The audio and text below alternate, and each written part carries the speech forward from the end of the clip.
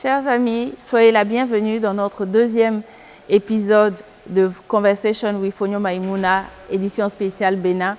Aujourd'hui, je partagerai avec vous le portrait ou en tout cas mon invité de ce jour qui est Lilance qui a bien voulu partager ce moment avec nous. J'espère que son parcours vous inspirera. Je vous invite avec moi à ce qu'on découvre ensemble Lilance. Lilance, bonjour.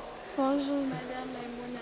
Merci d'avoir accepté l'invitation pour la discussion qu'on a ce matin. Alors, tu as été, lors de la dernière édition du CAF, le prix de la révélation féminine lors du Hacker Lab. Comment on se sent? Bon, déjà pour commencer, je suis hyper contente parce que grâce à ce prix, j'ai pu me distinguer des autres filles. Parce que, disons, j'étais la meilleure d'entre elles. C'est ça. Donc, je suis hyper contente et ça me permet aussi de m'améliorer pour les prochaines éditions. Dans notre discussion, on parlait justement de la fierté que tes parents avaient ressentie justement parce que, bon, 2 jours à faire dans le cadre de ce hackathon et tu rentres avec un prix. Comment toi-même tu as senti? Est-ce que remporter ce prix a changé quelque chose pour toi? Ce que tu as reçu, quel a été l'impact de tout ça sur ta vie? Bon, le prix que j'ai reçu, pour commencer, c'était un PC. Oui. Un PC, disons, de génération 11 et Core i7. C'est un bon PC pour l'hacking. Et déjà au début, j'avais un bon PC, mais il y avait un souci avec la batterie et aussi ça plantait de ouf. Ça, c'était même durant l'hackathon. J'avais vraiment du mal à travailler. Et souvent, ça s'éteignait, je rallumais. Donc, grâce à ce nouveau PC, tellement j'étais contente.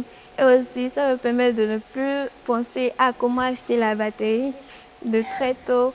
Et aussi, bon, par rapport à mes parents, ils étaient tellement contents parce que, disons, le PC, si ils allaient dire, ils vont me donner de l'argent pour acheter un nouveau PC, c'est vrai, ça, ils allaient le faire, mais grâce à un nouveau PC que j'ai reçu gratuitement, ça fait un plus et ça le fait d'économie. D'accord. Et je peux dire que c'est gratuit, mais ça a été amplement mérité. Donc, ça va être l'occasion pour nous de remercier déjà ceux qui organisent cet hackathon, mais également aussi ceux qui soutiennent les sponsors.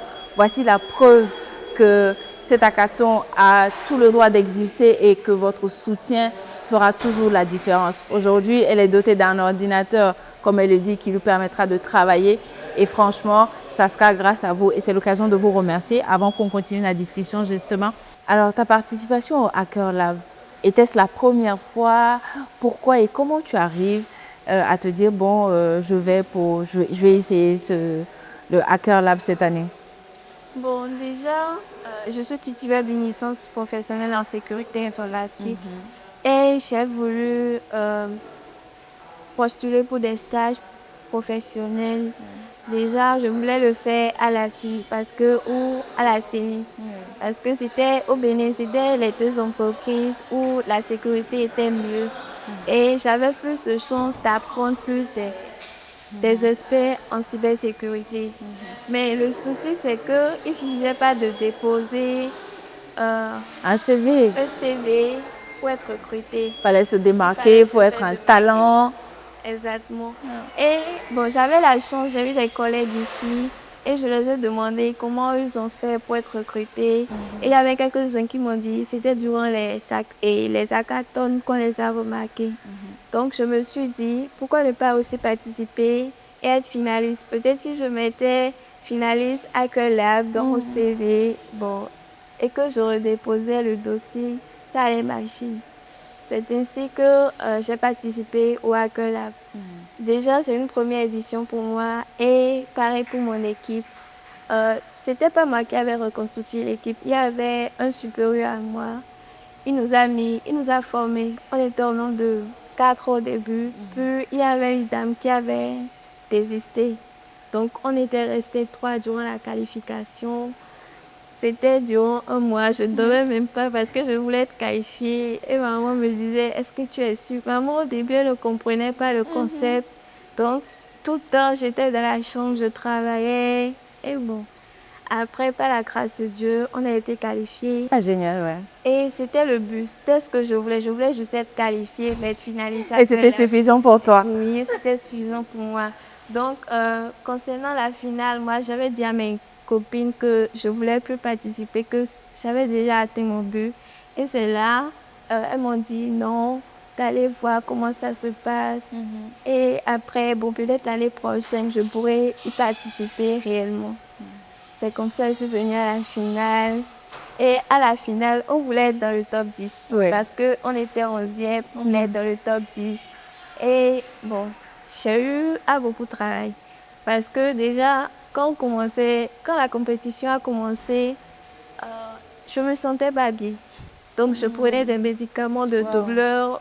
Même le jour où vous étiez venu, j'étais couchée sur le lit. C'est parce que je me sentais pas bien. Ah. Mais je devais gagner plus de Oui, points. oui. On avait eu des stratégies. On avait dit, je ferais du web et du forensique. Mais lorsque ça a commencé, on voyait le tableau de bord. Non, non.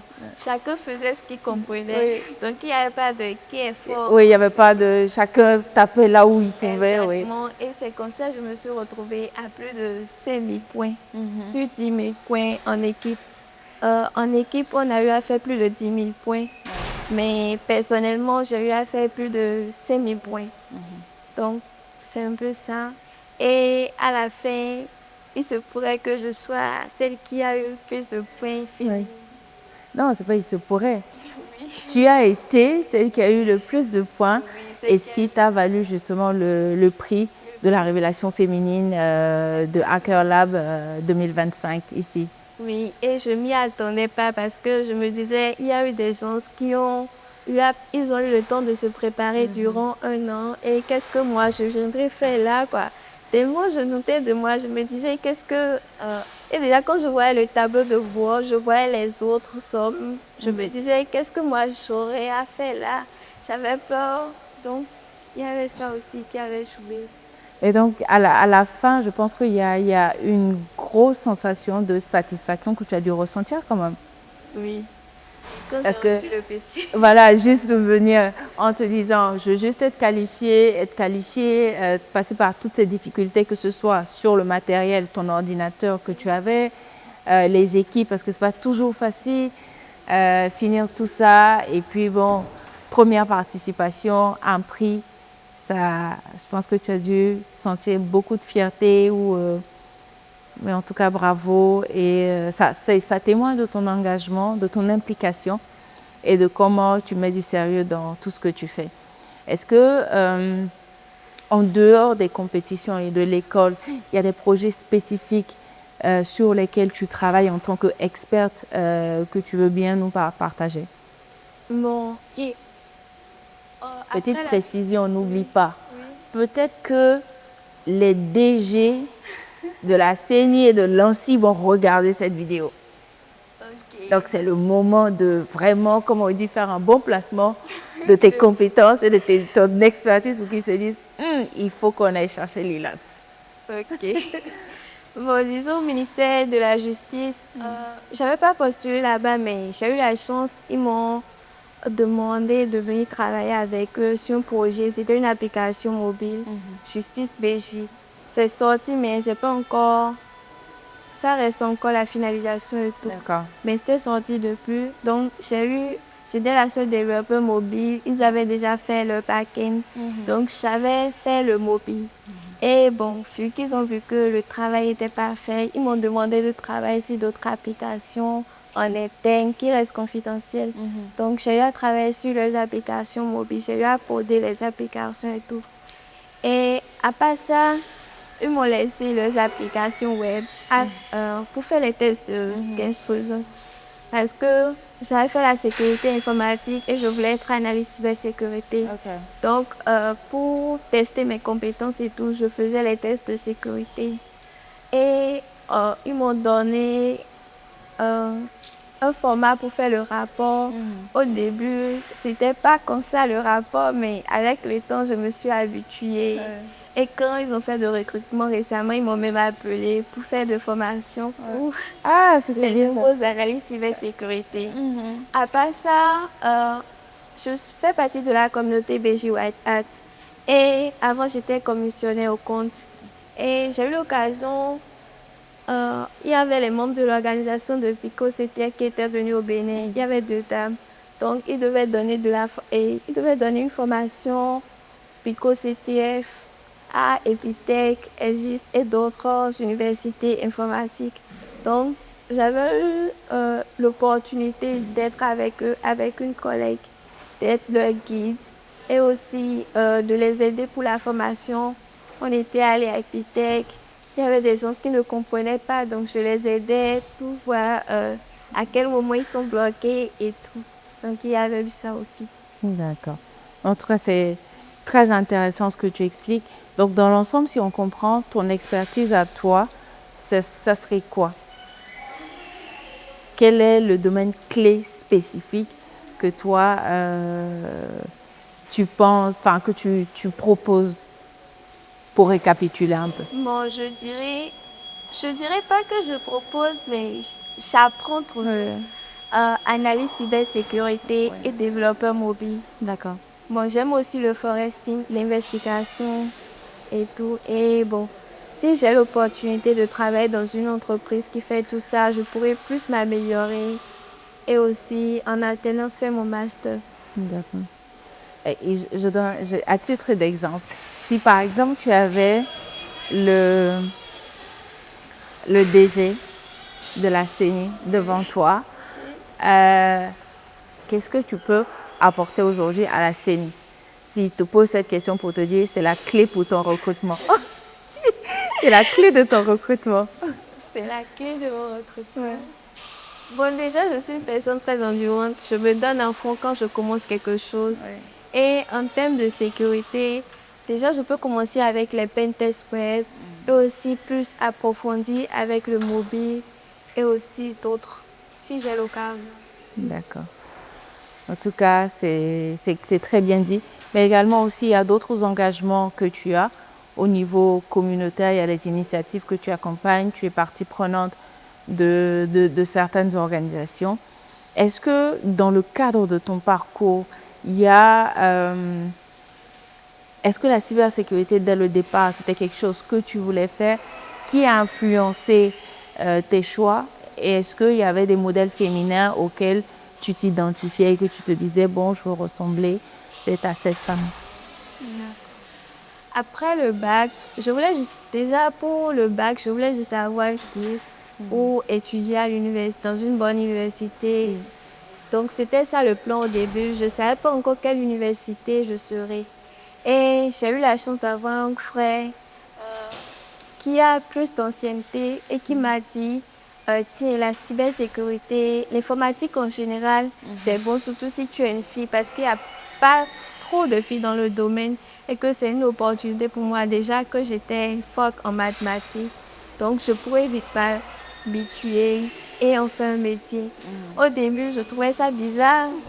Je me disais, qu'est-ce qu'il dit et tout. Donc, je n'avais pas encore compris l'importance de la cybersécurité. Et on avait eu 3 choix après le bac. J'avais postulé pour la sécurité informatique, l'Internet et multimédia et la médecine. Donc moi, je voyais les filières, mais je ne savais pas ce qu'ils faisaient. C'est ça. Donc oui, il y avait ça ici. C'est en commençant, j'avais vu comment les gens le faisaient et tout. Et bon, j'avais vu les collègues, il y avait des cadets, ils étaient tellement bons en hacking. Et ils pirataient les trucs. Surtout à la partie où j'avais piraté mon premier Wi-Fi. J'étais tellement contente, je me suis dit... Ah, que la fois où tu as réussi à pirater ton premier Wi-Fi. Oui. Et ça, c'était quand?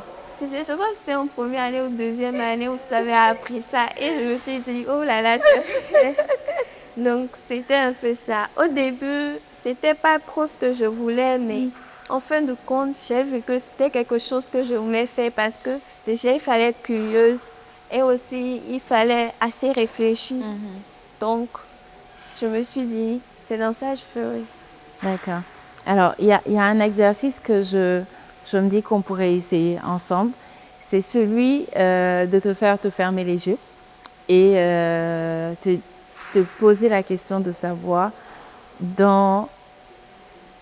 t'imaginer toi dans un futur, dans 10 ans, 15 ans, où est-ce que tu te vois et de regarder ton parcours d'aujourd'hui jusqu'à ces 15 ans, qu'est-ce que tu te serais dit? Où est-ce que tu te vois déjà? Et quand tu es à ce sommet-là ou à ce niveau-là, qu'est-ce que tu te dirais à partir de ton parcours? Ok, dans 10-15 ans, je fais le doctorat déjà pour commencer et je me vois en tant qu'expert en cybersécurité. Lorsqu'il y aura des attaques cyber, j'aimerais que ce soit moi qu'on appelle. C'est la référence. Quand il y aura ces genres de soucis, qu'on m'appelle pour dire ah, c'est celle-là, on doit voir avant de régler tel problème. Et celle-là, elle s'appelle comment? Elle s'appelle Nosferatu Adré. Voilà. Bon, c'est tout ce que je veux. Et donc, quand Lilan sera cette experte de renommée mondiale et qui, chaque fois qu'il y a une attaque, que ce soit au Bénin, en Afrique ou dans le monde, elle est la référence. Qu'est-ce que tu te dirais quand tu t'as serré dans ton fauteuil, que ce soit au bureau ou chez toi, et regarder par où tu as commencé, tout ce que tu as fait, toutes les difficultés, les challenges auxquels tu as fait face et tout. Quelle est la phrase qui sortirait naturellement? J'ai réussi. C'est quoi? Je dirais que j'ai réussi. J'ai réussi. Oui, je dirais que j'ai réussi. Parce que déjà, le parcours en cybersécurité, bon, souvent on a tendance à négliger ça, mais c'est pas facile. C'est pas facile.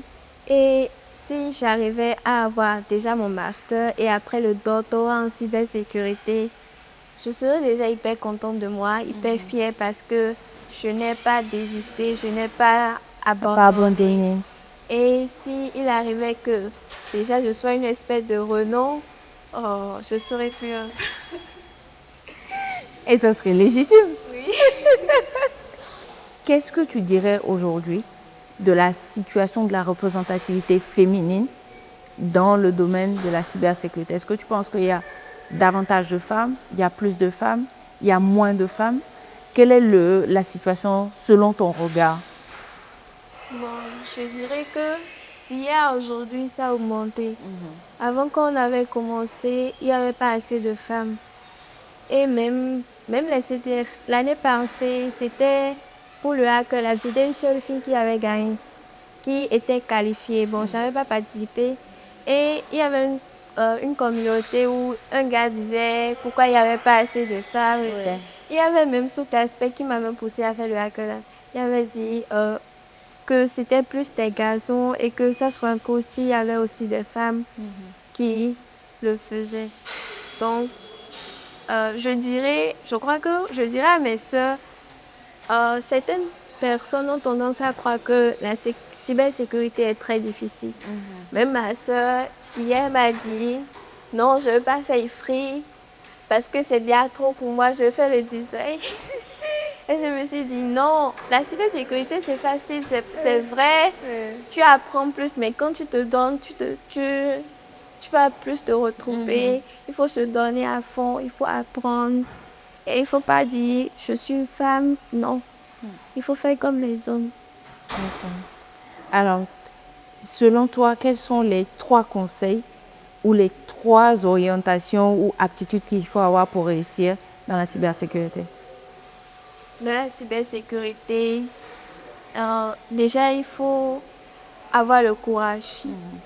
Parce que si tu n'as pas le courage, tu ne peux pas le faire. C'est vrai. Il y avait les mathématiques, équations différentielles, mais si tu n'as pas le courage, tu ne peux pas faire la cybersécurité. Et un deuxième conseil, je dirais de ne pas abandonner. C'est vrai, il arrive des fois où, bon, même lorsque je faisais le Hacker Lab, il arrivait des fois où je ne voyais plus rien. Et je voulais abandonner. Je me disais, non, c'est déjà trop. Donc, il ne faut pas abandonner. Si j'avais abandonné, je n'aurais pas un PC. Oui. Donc, il ne faut pas abandonner, il faut la résilience. Et troisième conseil, je dirais, il faut travailler. Parce que même si tu as le courage, la résilience, si tu ne travailles pas, si tu ne te donnes pas à fond, tu ne peux pas réussir. D'accord. Lilance, est-ce que tu as un dernier mot pour clôturer? Un dernier mot, je dirais que j'aimerais avoir plus de femmes en cybersécurité. Oui. C'est tout ce que je dirais. C'est tout ce que tu dirais. Alors, nous allons terminer cet échange généreux et enrichissant sur ces points. Courage, ne pas abandonner et travailler. Pour en tout cas, selon Lila, ce sont les clés pour réussir dans le domaine de la cybersécurité aujourd'hui. Chers amis, j'espère que vous avez apprécié cet épisode que j'ai pris plaisir à partager avec Lilance, qui nous a fait l'honneur de nous accorder un temps d'échange. J'espère que vous en avez appris des choses. On se donne rendez-vous pour un nouveau numéro très prochainement. Sur ce, prenez soin de vous et à bientôt.